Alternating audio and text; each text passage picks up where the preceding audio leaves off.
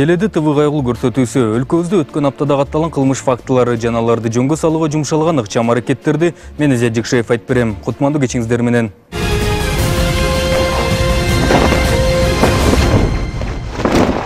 Дордой жаң конушундагы дараткана талаштан чыккан чырдын айынан аз жерден кичинекей бала атасы менен чогуу унаа астында калган аз калышкан. Эки кошунан ортосунда чыккан араздашууга өз убагында кайгылуучулар келип, тыюу салып, жабырлануучулардан арыз алып, ал эми шектүүнү жүктөп кетишпегенде окуя эмне менен аяктамак айтуу кыйын. Биздин чыгармачыл топ дагы ордунда болуп, күбө болуп келген.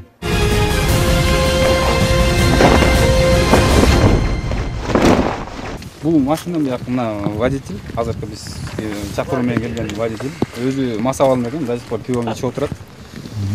Машинанын документтерин берди жаңы эле, машинанын ключун бербей атат азыр моментте. Анан бизге үйдүн ээси арыз менен кайрылып атат. Эмне арыз менен кайрылып атат? Арызда бул кошунасы менен кичине жер талашып урушуп аткан экен, жерин негизинде башталганда. Үйүнөн келип, машинасы менен келип качырып, водительди кичи баласы менен түшүп коюн дептир. Бул эки кошунан негизги жер талашы биринин короосунун чекесинде жайгашкан дараткана экен. Экинчиси эмнегедир дараткана жытын жыттагысы келбей, аны алып сал дейт, башкасы кайда алам дейт. Иши кылып бул чырдын пайда болгонуна бир топ эле болуптур. Чыктым эле, эшиктин алдына намазга шашылып чыктык эле. Анан бул жактан бир машина катуу айдап келип, малгат эле мен фарды жандырып алган эле. Анан фарды өчүрүп коюп, өтүп кетсин деп күтүп турсам, өтүп кетсин деп күтүп турган эле. Анан катуу айдап келип менин алдыма келип токтоду машинанын алдына. Анан түштү эле, ал кошунам тынчтык экен да. Анан сүйлөшөбүз экөөбүз деп ыжың-быжың болуп анан сүйлөшүп немени туалет боюнча одан мурундагы бир жолу ошо туалет боюнча ичине жаңжал чыккан эле. Азыр дагы ошол боюнча дагы келип туалетиңи жылдыр. Өзүбүздүн эле чек арада болчу өзүнө кезек туалетте. Маса алында экен, ошол түшүк машинадан түшкөн экен. Тынчтык экен. Анан ошол туалет боюнча жаңжал чыкты. Анан бул постоянно ошол жылда Эмне деп атат туалеттин? Жылдыр деп атат, 3 метр жылдыр деп сасыйт бизге деп эме кылат. Өзү забор тосулган, ал забордон кийин дагы 1 метр таштап, где-то бир 2 метрдей ташталып салынган туалет бар. Ошон менен жаңжал чыгып, анан ошол 102-ге кайрылдык эле чакырдык. Эки кошунун ортосундагы чырды чечүү үчүн анан ордуна милиция чакыртылат. Алгачкылардан болуп кайгылуучулардын экипажы келет. Кайрылган тараптын арызы менен таанышып алган соң, алгач маса алды унаасын башкаргандыгы үчүн айып унаа жайына жеткирели десе, ачкычын бербей отуруп алат. Эмне баш ийип бербей атасыз милицияга? Милицияга баш ийген эмне? Милицияга баш ийген эмне? Ал туалеттин жакшы жерге койсун. Туалеттин бизге неме болгондо бала чакага жыттанып атат. Ошол эле. Сиз азыр эмне себептен бизге күчтү бербей атасыз? 1,5 сааттан ашып болуп турабыз жагында. 1,5 сааттан бери мен ключ менен келгенин көрдүңбү? Бизге мына кошуналардын баары, свидетелдин баары айтып атат го. Машина менен келип, бизди сүзүп коюн деди. Дей берет да свидетель. Любой нерсени айта берет свидетельчи. Өтүрүп коюн деп азыр бычак менен чүт алып кетейин деп айта берет да. Жок да нерсе.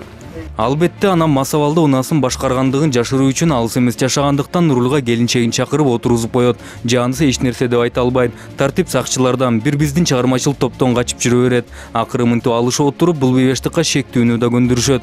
Албетте нааразы кошуна бул жактан да жөн турбай, арыз жазган кошунасын коркуткан бойдон кете берет.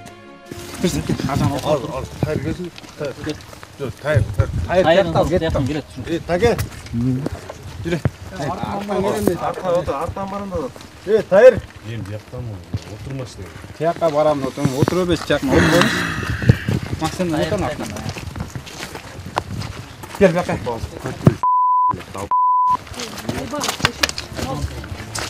Коркутса да бейбаштыкка шектүүнү жүктөп алып, мындан ары наркологияга алып кетишти. Жолдо аны коштоп биз үчүн белгисиз. Бирок масабалды унаасын башкарган айдоочусун коштоп, ак түстөгү Toyota үлгүсүндө унаа ээрчип жүрдү. Oturmasa olmuyor. Анда туруп турушунда отурган керек. Жакка милдейди.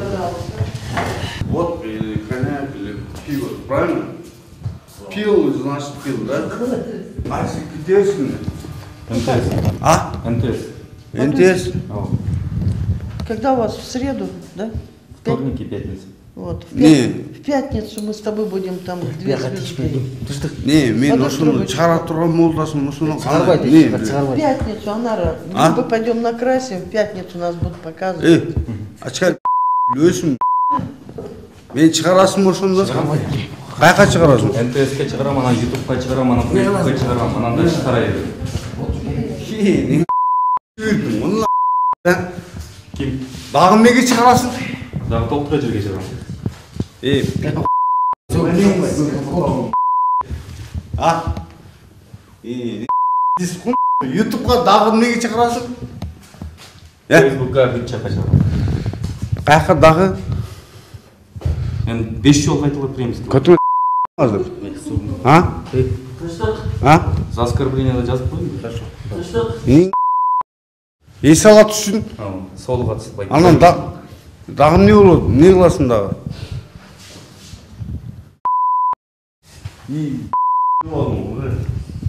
Чыгады, ютубка чыгады, интернетке чыгады.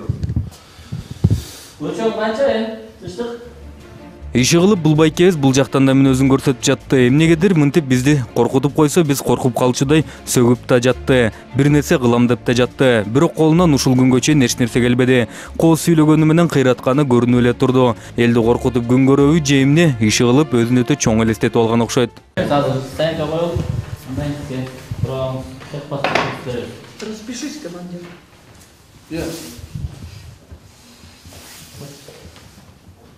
Мынтип анан 1984-жылы туулган Мамытов Тынчтыкбек Мамат Исаевич унаасы экөө тең тийиштүү айып унаа жайына жеткирилди. Чай түшүп болду. Жандырбайлы очем болду. Бул жактан анан бейбаштыкка шектүү унаасын эле каматып коюп кете берем дедиби Айтор баягы баатыр болуп жаткан байкебиз мындан ары ички иштер башкармалыгына жеткирилет экенин угуп алып жоошуй түштү. Эттең ютубка чыгарасың? Биринчи МТСтен чыгат, анан кийин анын эртеси күнү жеткенден ютубка чыгат. Коштан чыгарасың? Чыгарбай эле жөнүнө уруп атасың. Жөнүндө эмне бар? Шаршын урат. ютубтан эмне деп көрөм ошондо? ТВ Кайгул деген программаны көрсөң. ТВ Кайгул деп кечим керек ошондо? Ооба, ютубтан. Свердлов райондук ички иштер башкармалыгына кирген соң гана Тынчтыкбек Мамытов чындап эле кылмыш кылдымбы деди окшойт. Тартип сакчыларга улам кайрылып, бул жакта калып кетемби деп сурап жатты. Дежуркада. Анан ошо дежуркадан чыгып атканда могу сиздин тиешелүү сизге тиешелүү эмне бар деп ошонун баарын алып чыгып кетесиз. Мен алып кетем бул жерде. Аны дежурка билет чечет.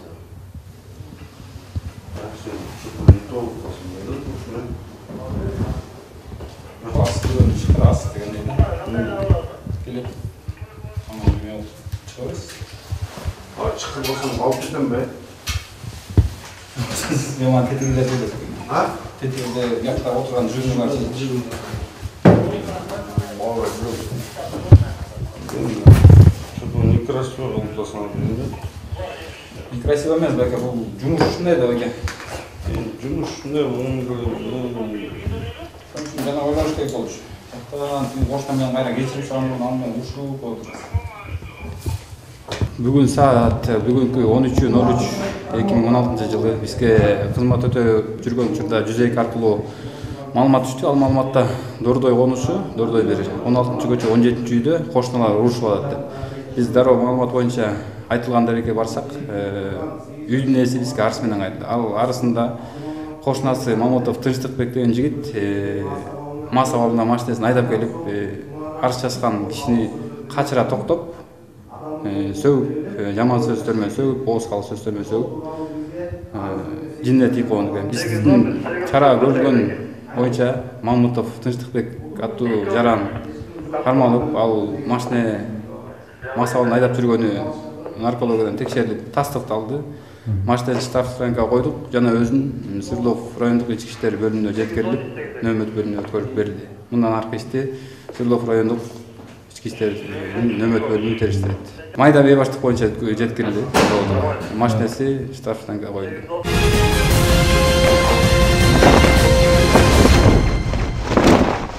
Кийинки окуя 26 февралда катталган. Анда болжол менен кечки саат 8 чамасында Ден Сяопина менен Казаков көчөлөрүнүн кесилишинде жол кырсыгы катталып, 2 унаа 3 адамды сүзүп кеткен. 3 өтөн катуу жараттарды алып, ордуна тез жардам кызматы чакыртылып, ооруканага жеткирилишкен. Бул окуянын жыйынтыгы бүгүнкү күнгө чейин чыга элек. Кыз кишилерди сүзүп кеткен унаалардын бири ордунда калса, экинчиси качып кеткен бойдон дайынсыз.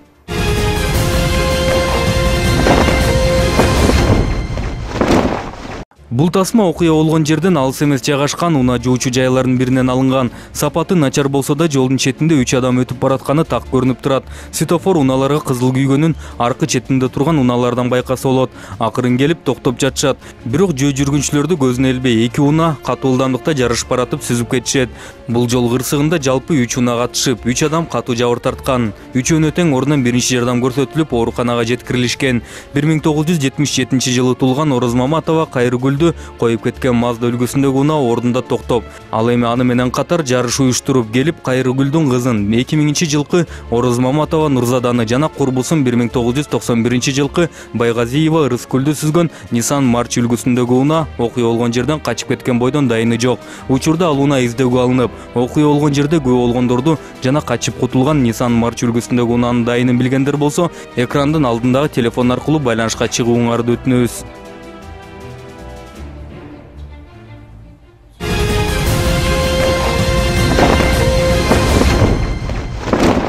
Кезекте издөөгө алынганда рубрикасы. Жана мында силер таанып билгендериңер туурасында маалыматтар болсо, жакынкы милиция бөлүмүнө же биздин редакциябызга кайрылсаңыздар болот.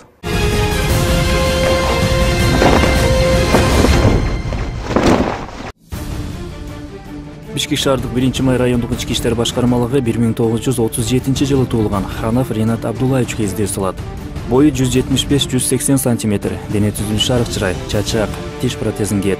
Кийген кийими көк көйнөк, күрөң костюм, бутунда кара ботинка, маал менен эс тутуму жоготуу боюнча жабыркайт. Көрүп билгендер болсо 0312 5660 43 0551 1021 62 же 0551 1025 38 телефондорун ачалыңыздар. Ысык Ата райондук ички иштер бөлүмү Кыргыз Республикасынын кылмыш жаза кодексинин алдамчылык беренеси боюнча 1985 жылы туулган Бейшекеев Талант Мидербековичке издөө салат. Кимди ким таанып билгендер же бул адамга алдангандар болсо, Ысык Ата райондук ички иштер башкармалыгына кайрылыңыздар. Байланыш телефону 0701 23 00 33.